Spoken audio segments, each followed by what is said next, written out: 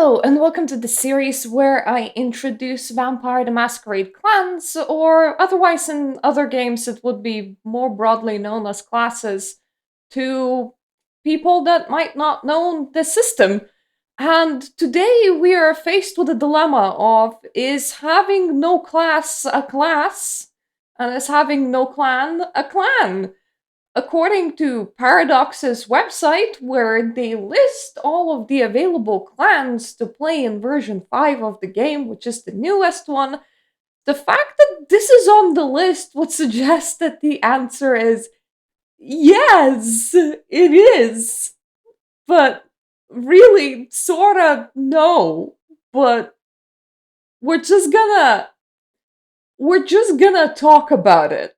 So the word caitiff in itself would mean captive or wretched, miserable person by an extension, and it is kind of a derogatory label for vampires that do not have a clan. There is a sort of inherent problem with vampires' blood that the further they are from the first vampire in generation, the weaker their blood gets. So there is another term for a kind of a subset of caitiff that we're going to be discussing not in this episode but in the next episode that are called thin bloods. Thin bloods start at generation 14. They can be generation 15, and sort of there are a couple possibly that are generation 16. Their blood is significantly weaker than any other vampires. They are clanless by just what I was trying to say is that being a thin blood kinda immediately hints at the fact that they're entirely clanless because thin bloods do not show the characteristics of a clan. Their blood tends to be too weak, with some exceptions of Generation 14 Thin Bloods can still belong to a clan like half the time. Generation 15 Thin Bloods, no, all of them are entirely clanless and they will normally have no disciplines and different weaknesses and different strengths than any regular vampire. And some of them will even be able to do such things as walk in sunlight and be okay, sorta. They still take damage, but not as much, so they can semi survive it. It's easier for them to wake up and similar things. So, Thin Blood are caitiff by the extension of not having a clan due to their blood being too weak. But that is not the only type of caitiff, so we're gonna be leaving that version of caitiff, which is specifically thin bloods, think of it as an offshoot of the clanless, to a different video, and we are gonna be talking about everything that's caitiff that is not thin blood. There are some caitiffs that will technically be belonging to a clan physically, as in they were embraced to be a gangrel or a toreador or any of those other lovely clans, but because they have been abandoned by their sire, they are unaware of what clan they are, and therefore they do not have a clan. It is a type of social caitiff. But there is a type of caitiff that's not a thin blood, and that is not a social caitiff, which is a vampire whose embrace went somehow wrong, and they are not there to be of thin blood generation just yet, but they don't exhibit their clan's strengths nor weaknesses. Their disciplines might sort of mimic the person who embraced them, but they might not. There is a problem with caitiff and with thin bloods being able to even create disciplines or spontaneously manifesting disciplines from a different clan because their biology is a bit borked And other clans don't really like that. For one thing, a lot of disciplines that are clan exclusive are like a very well guarded secret, and here's a clanless that has never been taught or accepted by your clan spontaneously, suddenly waking up with the ability to use this weird discipline. Normally, Caitiff are above Generation 8, so they tend to be Generation 9 and above. But once again, Generation 9 is actually a pretty low generation in the game. Normally, you can't start lower than 8. So, the fact that you just did not develop any clan features is kind of big whoopsie and bit of an unclear on what went down there and what happened. Gameplay wise, it is a vampire Build-A-Bear. You'll have no social standing whatsoever because Caitiff are sort of excluded, looked down upon, and even hunted wherever they go. But you can take whatever disciplines that you want, and your only weakness, like inherent weakness that is stated, is that you will be slower to develop disciplines and raise them up. If I remember, it's actually more expensive for Caitiff to raise their disciplines. But unlike a Thin Blood, you don't have a lot more restrictions that comes with playing a Thin Blood. You are a Build-A-Bear. You have built your very own vampire that just happened to be a freak of nature and did not resemble the clan that they were embraced in, and therefore got probably abandoned as a broken vampire, as those sort of things shouldn't happen. There are factions in which Caitiff happen a lot more often. I talked about this a little bit in my previous video, where I covered Ravnos, but Sabat is a faction that's wild, unapologetically vampire, kind of a lot more hardcore in the kind of things that they do. They're kind of the crueler faction, don't really care for mortals all that much. They have this tactic of embracing shovelheads in times of war, where you just bonk a whole bunch of people over the head to feasibly knock them out in order to make them a very confused good shock troop that can't even remember the hell happened to them.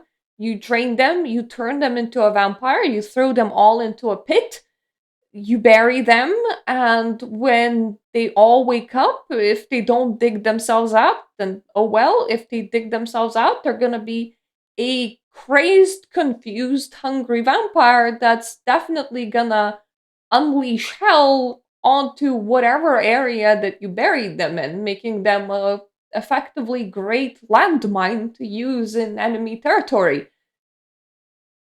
Shovelheads are not expected to survive, but sometimes they do. And because it is a mass embrace normally done by more than one vampire, it is not rare for them to be mixing all sorts of blood that they're feeding to the people that are being turned into shovelheads. So it is very, very common for those shovelheads to turn out as Caitiff, either biologically but 100% socially. Like, they will not know their clan, so technically, on a social level, they will always be clanless. And some of them will also be turning out biologically a caitiff, which means that they also don't exhibit normal features of, well, being part of a clan. As such a practice is very common specifically for Sabbat, logic dictates that Sabbat have a lot more caitiff than any other faction, and it is of no surprise that these caitiff have ended up with a sort of small group faction of their own. So socially, there is a group called Dependers, which is kind of exclusive to the Sabbat, It is a group of Caitiff inside the Sabbat that fought to be formally recognized. And by fighting, I do mean they physically fought for it. They attacked the higher clans, and as they have won respect through the action of attacking, they got formally recognized as a group. And the higher clans didn't quite like it, so they attacked them again, and Panders have won. So there is a group of Caitiff led by a man with the last name of Pander that call themselves Panders that have like a formally recognized unit inside of the Sabbat. But once again, the thing about being clanless is that you are being looked down upon severely. So that group is still right there at the bottom of the ladder. They have earned their place onto the ladder of Sabbat, but they're completely the bottom rung, and nobody pays them much respect, and they will always get the worst jobs just on the account of being clanless. That is still less of a bad deal than Caitiff get in a lot of other places. For example, in Camarilla, majority of Caitiff that will have any kind of standing will be Caitiff that have subjected themselves to serving a specific elder vampire, have gone completely bloodbound to them, and blood the action of blood binding is when another vampire feeds you their blood for 3 nights in a row, and you really develop feelings for them. You go from having a crush to really struggling to say no to things that they ask of you because you just care about them so much, to being like completely in love and devoted to them no matter what they do with you. Like, it would be very incredibly willpower intensive to ever go against a person that you're bound to a blood binding level 3, which is the full blood binding. So if there are any Caitiff inside the Camarilla, which tends to be the more structured clan that cares about keeping, well, sort of peace with the humans, but more blending in and keeping the masquerade going and making sure that the society doesn't know about vampires. There's rules and regulations and there are rulership models that come with that faction. If you're a Caitiff inside that faction and you're somehow still alive, it's probably because you have survived numerous threats on your life and have served some old geezer for decades and fully belong to them, like you're some sort of object by being fully bloodbound to them. And that's how you carved out your position. And that's why you live. Because normally, loose Caitiff, they don't have the backing in order to protect themselves. Another way that Caitiff function inside Camarilla is sometimes Caitiff are allowed to make tiny outposts. They have to swear allegiance to a bigger city with a prince, and then they take an outpost inside like middle of nowhere, tiny little town, and they report everything that happens inside that town to that prince. And if at any point anything fucks up in their tiny little village, they're the ones to blame, and they're the ones that are gonna get removed from this very iffy, wobbly leadership position because there isn't that respect, there isn't that backing that you get with having a clan. You are an outsider from the day that you became a vampire, effectively, and there's very little that you can do in order to change this. But on the other hand, you have access to feasibly all of the world's disciplines. You could potentially develop disciplines of other clans just spontaneously, and the disciplines that you have landed, they're not tied to any one specific clan. And well, as a player, you kind of got to create your character however you wanted it to be, take whatever you wanted to take. So that's the advantage. That is the exchange. You get to be a Build-A-Bear. You get to build your vampire however you want it to be, but as an exchange, the world is gonna hate you, and the world is gonna be a very not nice place for your vampire. There are some Caitiff that normally die really, really fast that say that they are the true heirs to the first ever vampire, to the progenitor vampire, because unlike other clans, they're not cursed. They don't have like an inherent weakness. Obviously, the Caitiff that tend to say that get murdered pretty fast, but they are a very fascinating bunch of being able to just develop spontaneously disciplines, sometimes even create new disciplines, not being affected by a very specific like clan weakness or clan bane like other clans do. So there's exchange to that of being like a completely social outcast and pariah.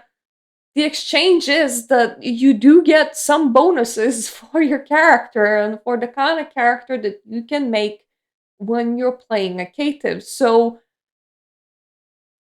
our clan list, a clan? I would say no. Paradox would say yes, but it's definitely a mode of playing that you can adopt in this game that will be interesting. At the very least, I would say interesting. It's a different experience, and presumably, when you're picking a clan, that's what you want. You want to create a character that has some things that they can't do, some things that they can do, that boxes you in into this specific role, and therefore you play different clans differently. So, in a way, this is its own thing, and I suppose the game is richer for having it. That would be it on the episode of Caitiff. They have a much sparser history than other clans because technically they're not. Technically, they're not a clan. Would you consider playing a Caitiff character? Why? Why not? Do discuss in the comment section down below. Thank you for visiting this video. When we come back, we're going to be tackling Thin Bloods before we tackle Hecata. That's gonna be a big one because necromancers there's a lot of things to untangle. So Hecata will, for a very short period of time, probably become their own series. Thank you for watching this series on the clans/classes available inside Vampire the Masquerade for as long as you did, even if this is your first video. Thank you so much for giving me your attention. If you liked this video, please check out what else my channel does. And if that is to your liking, do please subscribe. I love to see that number go up. And thank you so much for my Patreon supporters. I hope that I get to see you all on my other video where we talk about Thin Bloods. Toodaloo for now.